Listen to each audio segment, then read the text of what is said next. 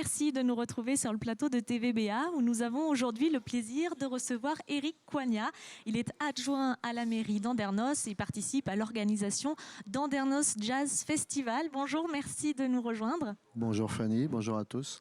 Alors le festival avait avait vu grand l'année dernière, c'était les 50 ans, donc c'était une date anniversaire. Cette année, il faut se renouveler derrière. Comment on fait? Ouais, voilà, on a passé le cap des 50 ans, on est reparti pour 50 nouvelles années. Il faut simplement continuer à suivre la ligne que l'on a mise depuis 50 ans et depuis aussi plus particulièrement ces 5-6 dernières années.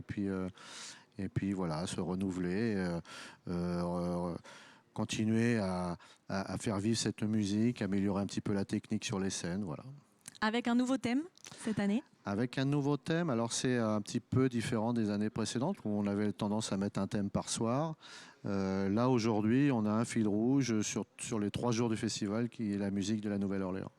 Alors, vous êtes vous-même un passionné. Vous avez eu l'occasion d'aller justement à la Nouvelle-Orléans et vous êtes allé chercher certains groupes là-bas. C'est incroyable. Oui, alors j'ai eu la chance d'aller là-bas. D'ailleurs, je conseille à tout le monde d'y aller parce que tous ceux qui aiment la musique et le jazz, c'est vraiment une ville absolument extraordinaire pour ça. Et oui, j'ai rencontré Tubaskini en particulier, qui est un groupe assez emblématique de la musique traditionnelle de la Nouvelle-Orléans. Je les ai rencontrés là-bas, dans la rue, puisqu'ils jouent dans la rue pratiquement tout le temps, ou dans les clubs de Frenchman Street, c'est leur ADN. Et donc, je leur ai demandé s'ils pouvaient venir en France pour le festival, ce qu'ils ont fait, et c'était un vrai bonheur. Alors, on parlait de fil rouge avec la Nouvelle-Orléans. On peut dire que Tubaskini sera aussi le fil rouge de cette édition, puisqu'ils vont faire pas moins de 4 concerts sur 3 jours. Absolument, ils vont jouer tous les jours. Ils vont jouer tous les jours dans leurs différents registres. Alors, la scène, évidemment, le vendredi en deuxième partie de soirée, mais aussi dans ce qu'ils font tous les jours à la Nouvelle-Orléans, c'est-à-dire et ce qui est leur ADN, c'est-à-dire de jouer dans la rue. Et donc on va les installer samedi midi et dimanche midi à l'heure de l'apéro, 11h30. Sur la nouvelle place du 14 juillet qu'on vient juste de rénover. Donc ils seront au contact. Entre les tables et au contact des gens qui viendront ici les admirer et boire l'apéritif. Enfin voilà, c'est comme là-bas. Eh bien, écoutez, en tout cas, ne ratez pas donc Tubaskini, un fil rouge dans ce thème Nouvelle-Orléans pour ce festival de jazz, mais il y a d'autres temps forts. Alors, on ne va pas pouvoir tous les citer. Il y a 19 concerts, vous me disiez, au total. 19 concerts sur 3 jours, oui. Alors, malgré tout, des têtes d'affiche, est-ce qu'on peut en citer? Je sais que c'est un choix cornélien pour vous, mais... Toujours, parce que pour moi, ils sont tous des têtes d'affiche, mais on peut détacher... Alors, le vendredi, sans détailler tous les concerts, ça sera vraiment une soirée swing avec 3 orchestres qui font vraiment cette musique de la Nouvelle-Orléans très joyeuse, très, très entraînante. Et en particulier, on va faire venir une association de danse swing de Bordeaux qui va danser sur les 3 concerts. Ça va être assez entraînant et joyeux et festif.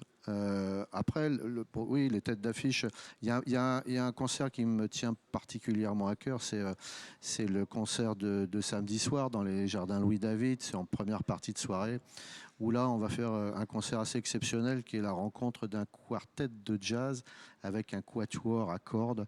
Ça sera la rencontre du jazz avec la musique classique. Ça sera... Voilà, c'est le Requiem de Mozart, puisqu'il fait partie des morceaux qui vont être joués, qui rencontrera les compositions de celui qui a eu l'idée de ce concert, qui s'appelle Sébastien Yep Arruti, qui est un magnifique musicien bordelais, donc il faut le souligner. Voilà.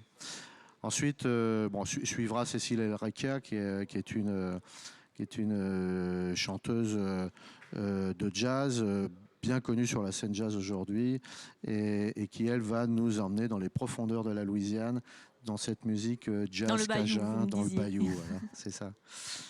Et puis le dimanche. Alors 2 grosses têtes d'affiche le dimanche. 2 grosses têtes d'affiche. Alors dans ce cadre absolument magnifique, et je crois que beaucoup de personnes l'apprécient maintenant, sur la plage du Béteil avec le bassin. en fond, et on va renouveler un petit peu ce qui marche depuis quelques années, c'est-à-dire une première partie de jazz un peu cool, un peu swing au piano avec un trio, avec un magnifique musicien qui s'appelle Fred Nardin, qui est déjà venu 2 fois sur le festival, mais qui revient en leader aujourd'hui et qui est une valeur montante de la scène jazz aujourd'hui. D'ailleurs, c'est magnifique. Et enfin, en clôture du festival, le dernier concert, c'est le célèbre crooner anglais Hugh Cotman, qui nous fait le plaisir de venir et qui là va clôturer en beauté le festival, puisque il vient avec un orchestre de 8 musiciens qui est pratiquement un brass band. Et là, on va clôturer cette édition de la Nouvelle-Orléans en balayant vraiment toutes les musiques de la Nouvelle-Orléans, et qui n'est pas seulement, comme on pense parfois, la musique de Sidney Bechet et de Louis Armstrong, mais aujourd'hui en Nouvelle-Orléans, on joue du jazz, on joue de la musique cajun, on joue du jazz pop-rock. Des nouvelles influences voilà, qui se mélangent. Et donc il va balayer un petit peu toutes ces musiques et tout ce genre musical pour cette dernière partie de soirée. Ça, c'est vraiment à pas manquer. Alors voilà, quelques temps forts. Vous avez ici tout le programme qu'on vous invite à retrouver sur le site internet Andernos Jazz Festival, sur TVBA, sur le site internet de la municipalité. On ne peut pas tout dire, mais bien sûr, il y a encore plein de belles surprises à y découvrir pour découvrir toutes les influences finalement de la Nouvelle-Orléans et pas juste l'image que l'on en a, comme vous disiez, de Louis Armstrong. Ça va bien au-delà. Et on n'oublie pas les jeunes, les jeunes qui sont un axe très important de notre festival, avec en particulier deux concerts qu'on met le samedi à 18h30 et le dimanche à 18h30 pour justement offrir une scène aux jeunes musiciens de la région en particulier, où là vous allez découvrir de belles surprises aussi. Rendez-vous les 26, 27 et 28 juillet. Merci Éric Coignat d'être venu sur le plateau, et puis bon festival. Merci beaucoup.